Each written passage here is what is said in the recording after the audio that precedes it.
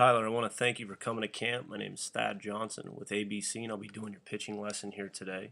First thing we're going to start with is the balance position, and one thing we're looking for in all our pitchers is that their head and their back leg is lined up, and basically what we're trying to do is as we lift, we want to stay on our backside, keep the majority of our weight on our backside. You do an excellent job of this. You got great posture. You're nice and balanced. You look strong at the top. Now, once we break, okay, I want you to think about, we're going to move on to the directional phase now. Now, once we break, I want you to think about keeping your glove, okay, your glove and your foot together. Your glove and your front foot together. So they should be, as you make your way forward, these two things should be tied together. Meanwhile, as you move forward, you always remember you got to keep your weight back with your lower half, and as you see here, you're really losing. You're losing that they don't stay together. Okay. Now what happens is your lower half is just getting way out in front of your top half. So at some point, you really need to think about, okay, my weight's going to stay back from the balanced position, but when I break, I got to get myself going, especially with my top half going towards home plate. All right, so we kind of, as we go towards home plate, you really have this, your shoulders are kind of closed off.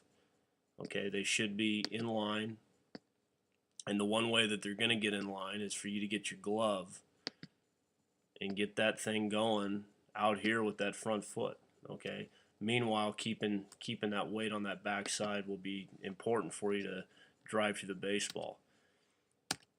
And with that, what you're going to do to practice that is you're going to get yourself in front of a mirror and do a lot of mirror work. It's one of the greatest pitching drills to use, because what you're doing is you're seeing your body work. You're seeing the different movements of the pitching delivery, and it's the best thing for your eyes to see what you do and feel it all at the same time, and you'll be able to put it back together.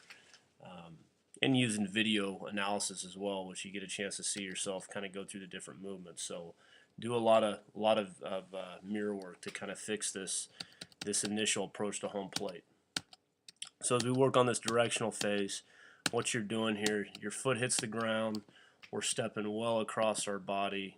Okay, here's your foot plate. That's the line of home plate. Your foot should be landing somewhere in this area right here. So you got a lot of work to do. Another great drill for you to do would be to do a T-line drill, where you just draw a line in the ground off the rubber. Dry work mechanics, work on striding in line, heel to toe. So your foot should be parallel to this line, and it should be landing, no more than an inch or two to the left or the right of this line. What happens when you cut off your delivery so much, you start getting around the baseball.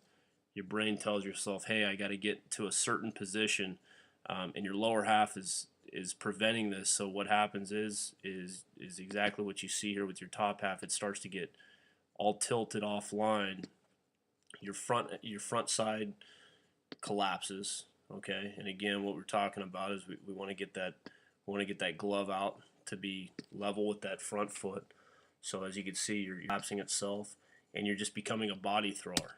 You're really head snapping through. This is where guys hurt themselves. Okay, you're putting a lot of undue pressure on your shoulder and your elbow. On top of that, you get around the baseball. It becomes very difficult to be efficient with your pitches, throw strikes consistently, especially after one fatigues. It may work out for a little bit because you've got some you got an idea of how to pitch. However, as you begin to fatigue at whatever pitch count it is, it may be 25 for some guys it may be 50. The breakdown of mechanics and the mechanical flaws that we all have in our motion will deter us from being great later in a game. And you'll see, again, another example, what I'm talking about being around the baseball is when you release the ball and we come forward. Okay, so as you stride across your body, now you become very rotational. You just rip that front side out of there. Okay, now watch your finish. We release the baseball, we get all the way turned almost towards that building out there in the distance, as if you were throwing out there. I mean, that'd be a perfect position if if the catcher's mound was sitting somewhere in this area. Okay, and that's just how much you're rotating off the ball. So it's definitely something you got to really work hard to change.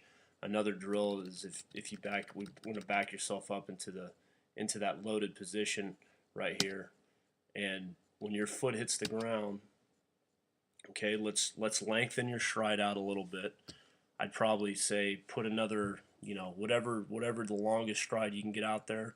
Okay, stride in line and then work on a loaded sway drill where I call this position right here the loaded position. So you're going to put yourself out, you're going to get your arm back just like it is, you're going to level your feet out so they're in line with home plate. Okay, you're going to get your glove out to be in line with your front foot so you have some distance. What that's going to do is going to keep everything in line, and then you're going to back yourself, you're going to sway yourself back, okay, and then you're going to sway yourself forward and you're going to rotate and release the baseball. Meanwhile, you're going to keep your feet on the ground. You're just going to allow your back foot to kind of rotate to the toe so you can release the ball of your front foot. So those are a couple drills that you can work on. Tyler, I hope you learned a little bit here today in this lesson, and hopefully you can apply some of these things to make your delivery a little bit better and give you a chance to protect your arm from injury a little bit later down the road.